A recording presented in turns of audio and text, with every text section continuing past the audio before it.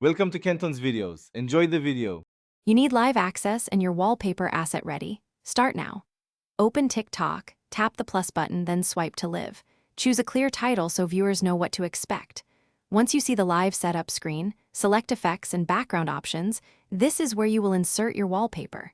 Make sure your media is cropped to match 16:9 or vertical phone dimensions so it fills the frame. Proceed to the next step to apply and position the wallpaper correctly. Now you apply the wallpaper and position your live shot. Tap Effects, right arrow, green screen or background, then upload and pick your image or short MP4.